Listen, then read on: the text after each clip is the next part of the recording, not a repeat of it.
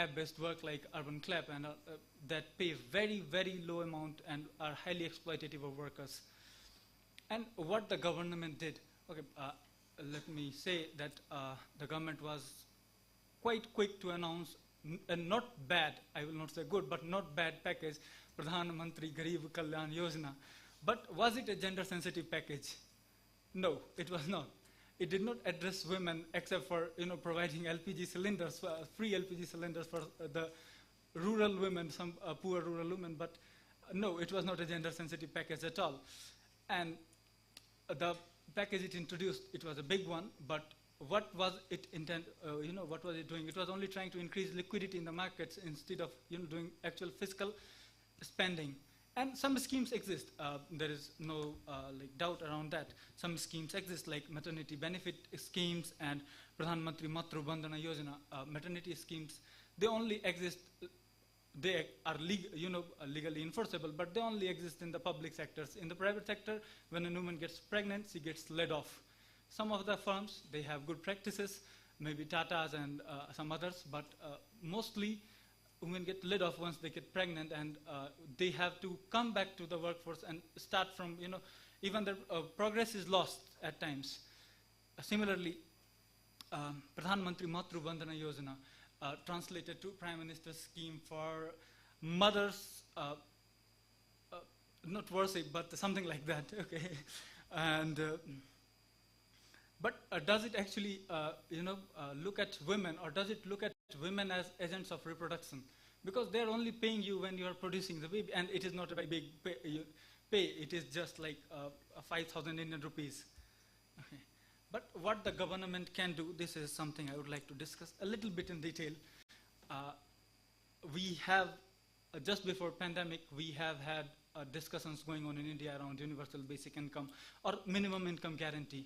The 2017 economic survey, it talked about it in quite detail, where it proposed 620 rupees, something around $100 US, a little less than that, per year per family. And for the 75% of the poorest families, and that should cost the Indian government 4.9% of the GDP, additional 4.9%, because the current GDP, we already have fiscal deficits. And the question that Christine raised yesterday, the government says, where are we going to get the funds from? But I think if there is will, political will, especially, funding can always be managed, fiscal space can always be enlarged. Who will pay for it? As I was discussing, there is also the way of progressive taxation. And some of the schemes right now, they can be merged, because the schemes right now, they have a lot of both inclusion and exclusion errors. People who should not be there are there, and people who should be there are not there. So why not make it kind of universal, not completely universal obviously, but kind of universal, where there is nothing for exclusion or inclusion error at least. Okay. And social protection for/through women, that is what I am going to talk about a little bit. Because there were two pilots that I am going to discuss in as short as possible. I will try. Okay, one was in India, done by SEWA, a trade union I think you're all aware of. Okay, and the other one was in Indonesia, where social minimum basic income was paid to women. Okay, not to men, but to women to take care of their needs. And it turned out that the spending that women were doing, it was on nutrition, it was on education of children, and better things than what men were spending their allowances on. So I think if there is, I think the time has come when we start working around universal basic income, start discussing it at least, and I think it should be through women and not men, no. And public services are, okay, sorry. Public services are the largest employers of women. I think 46% of women employed globally are in public services, but public services are being shut down in countries when they should actually be increased. At least in India, public enterprises, they are being shut down. So there has to be, work on public, to expand public sector, but also, as Adlira was talking in the last session, that some publicness of public enterprises has to be maintained, because Indian public sector, to say the least, people believe they don't work. the people working there, they don't work. Okay. And of course, we have some examples in India where states have reserved seats for women in public services. And these seats, they are not reserved in the existing seats, but these seats were created additionally for women. Okay, my home state, Bihar, is one of the leading examples, but I think this can be expanded. Thank you very much, and I was only trying to open the floor for discussion, not talk a lot. Thank you very much. Thanks, Vivek. So all the speakers actually have already highlighted some of the issue as the impacts of pandemic for women. One of them is the problems of gender-based violence and also issue of sexual and reproductive health. The other thing is about the unpaid work during the pandemic.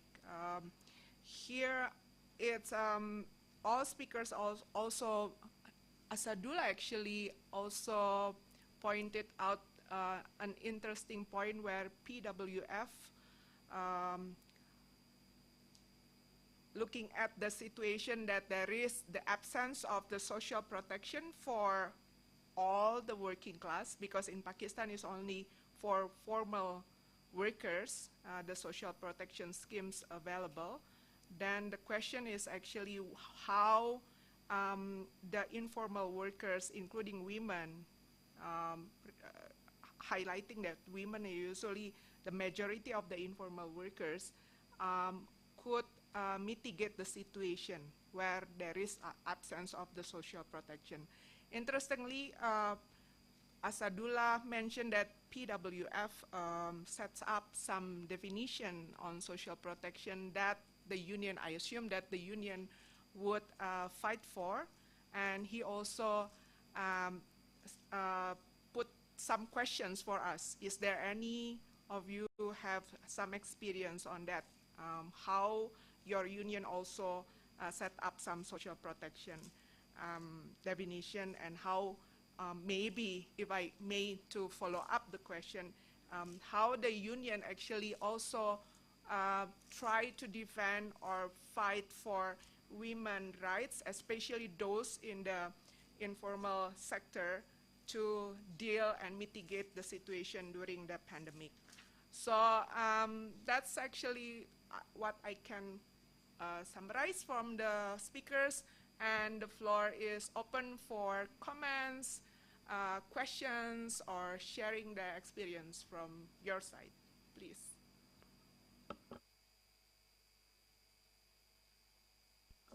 Please, Shankar.